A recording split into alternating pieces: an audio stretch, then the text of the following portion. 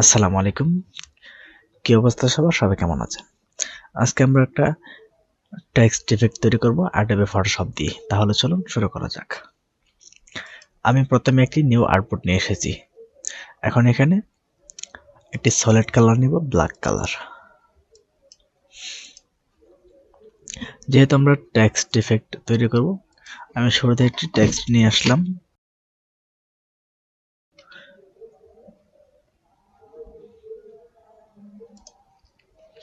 Just do it.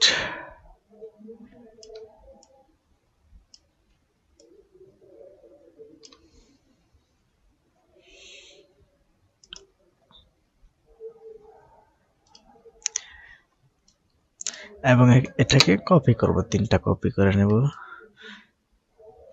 একটা, দুইটা, 3টা। আমরা 3টা টেক্সটকে 3 কালার করে দেব। প্রথম টেক্সটে হোয়াইট কালার আছে, হোয়াইট কালার থাকবে। দ্বিতীয় টেক্সটটিকে আমরা অন্য আরেকটি কালার দেব, যেটা খুব ইফেক্টিভ একটি কালার। আমি এই কালারটি না এই কালারটি দিলাম। ওকে, দ্বিতীয় কালারটিও হোয়াইট থাকবে। তৃতীয় কালারটিকে একটু কাস্টমাইজ করে দেব। এখানে ফিলটাকে আমরা 0 করে দেব এবং লেয়ারে ডাবল ক্লিক করে ব্লেন্ডিং অপশনে যাব। গিয়ে এখান থেকে স্ট্রোক থেকে এটাকে 5 করে দেব, হোয়াইট কালার। ওকে, ব্লাইন্ডিং অপশনে গিয়ে এটাকে 4 করে দিই, স্ট্রোকটাকে 4 করলে সুন্দর লাগবে। ওকে,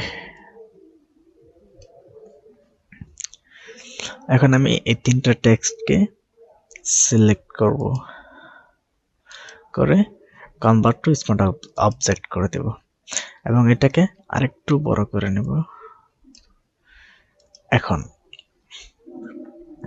এই টেক্সটের লেয়ারটাকে ক্লিক করে এখানে ফিল্টারে আসবো, ফিল্টার থেকে ডিস্টোর্ট এসে টুইল, এটাকে আমরা 35 বা 38 করে দেব। তাহলে ওকে হয়ে গেল আমার ইফেক্টটি। এটাকে আমরা আর একটু কাস্টমাইজ করব।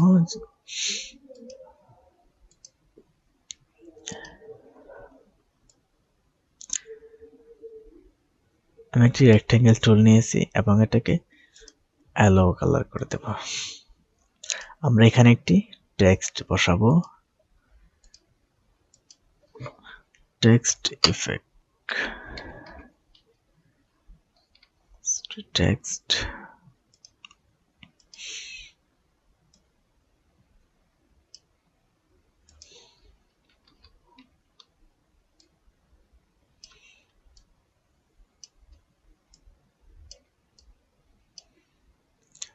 ওকে, আমরা নিচে যেই রেক্টেঙ্গেল লেয়ারটি আছে এটাকে আমরা হালকা রাউন্ড করে দেব। আমি 8 দিয়েছি। এখন নিচে এটাকে একটু অ্যাঙ্গেল করে দেব, এটা এবং টেক্সটটাকে ক্লিক করে একটু অ্যাঙ্গেল করে দেব। ওকে, গুড। এখন নিচের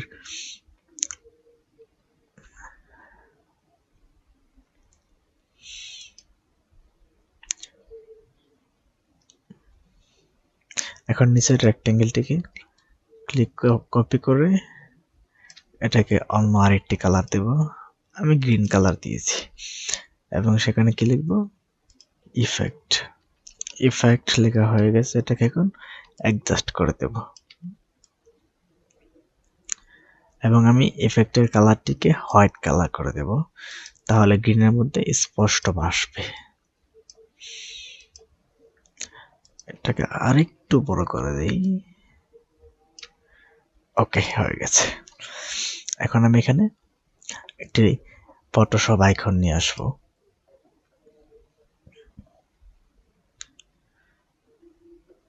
আমি এই আইকনটিকে এখানে বসিয়ে দিলাম।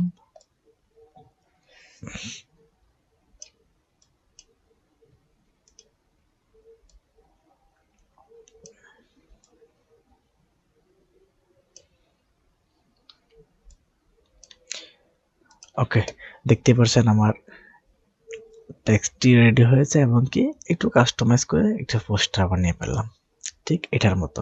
এখন পাশে একটু